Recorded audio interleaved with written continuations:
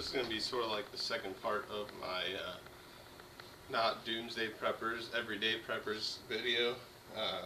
Obviously I'm going to talk about weapons. Like I said, if you're prepared and your neighbors are not, or maybe not your neighbors, but maybe you're other people that aren't prepared but are desperate to find provisions for their family, they might come after you because either they know you're prepared or they might have heard somewhere, so they're going to come after you to get what they need to provide for their family.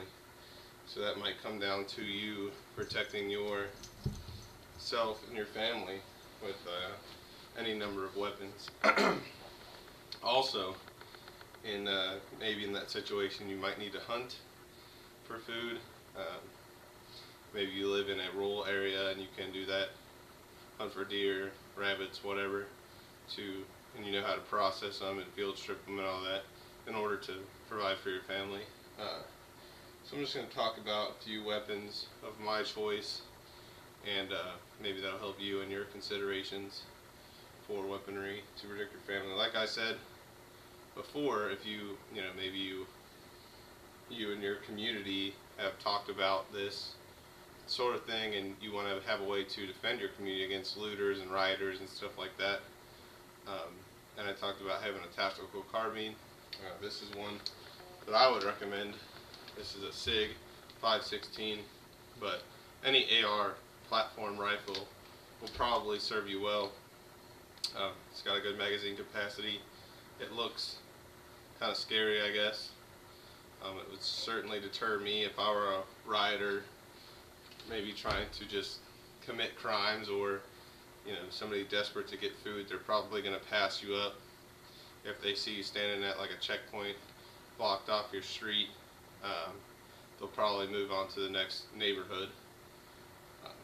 Also, this is just handy to defend your house. Maybe a tornado is ripped through. I know when the tornadoes came through, there were some scrap metal people trying to steal stuff from people's houses. Like I said, rioters, looters.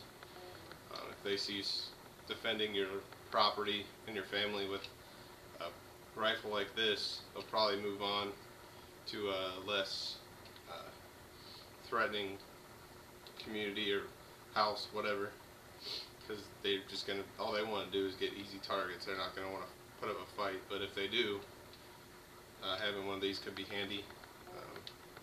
Got a large ammunition capacity. You could hunt with this if you had to, and it would be a good idea. They're kind of expensive. You can get one for about $700 on up to, I think the average, for this rifle is about $1,300, and you can go even more expensive than that. So that's why I want to give you a few options. Another option is a shotgun. This is just a 12 gauge pump shotgun by Remington 870. These come pretty cheap. I think that you can get one for about $400, $500. It's got an 8-shot capacity, whereas this one had a 30. But you can use slugs in this. You can use birdshot. You could use this for hunting. But it definitely says something about that you're not going to come and mess with our neighborhood, or you're not going to mess with my family. It definitely puts on a defensive stance if you see somebody holding something like this. So that's just another option. I think another option for hunting would be bow and arrow. This is just a Martin recurve bow with some Easton carbon arrows. It's a lot quieter than these options. These are going to be really loud. If you just want to maybe be silent, hunt for animals, for food, or could even use this as a defensive option if that's all you can afford. This is about the bow is about $130, and the arrow is maybe another $50 for 6, and you can reuse these arrows, unless they get damaged, of course, but you can use them many times before they get too damaged to shoot. Whereas if your ammo runs out, your ammo runs out. Unless you reload, you can't make more, and unless you have components to reload, you can't make more. So once it's gone, it's gone. So I think the bow and arrow is definitely a good option to have. when it comes to, you know, defending your life or pretty much hunting, because this is a more quiet, stealthy way to defend yourself. Maybe if you want to have a handgun, you could have like a Glock 17 like this. It hold, you know, high magazine capacity, 17 rounds. Actually, it's normal. I'll say a normal capacity magazine, 17 rounds, but definitely it gives you a lot of firepower to defend your house, your home, your family, whatever. It's good options, I think. These run for about $500, $400 or $500. Also, you know, I was gonna say at that checkpoint, if you had like tactical gear, so you had a plate carrier like this, bulletproof plates with magazines in it. You look pretty aggressive. I don't think any looters are gonna come by your neighborhood, and if they do, at least you'll be protected. You can put bulletproof plates in here, or not.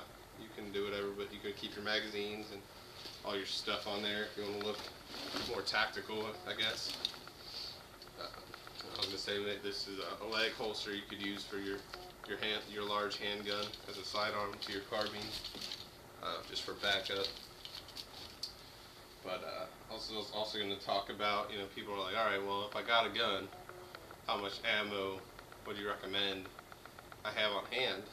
And I was like, I would say at least 1,000 rounds that you're not going to shoot, 1,000 rounds that you're going to store. And you know, some people might say, you know, maybe what kind or whatever. I know I like to store the military ball ammo, the green tip, especially for the 5.56. Some people probably like AK-47 is better, whatever. Anything's better than nothing, but if you don't have ammo, it doesn't matter anyway. So that's why I say, you know, have some other options like the bow and arrow, because once this stuff's gone, it's gone. Also, I was going to say, you know, if you have a tactical carbine like this, you're running an optic, you're going to need to have batteries, just for your flashlights and everything. So I go and get some batteries. I'll probably store some in that hand grip on the gun. You can store some stuff in there, put batteries in there, and you'll be ready to defend your family at least, and maybe even hunt for food. So just some options. So thanks for watching.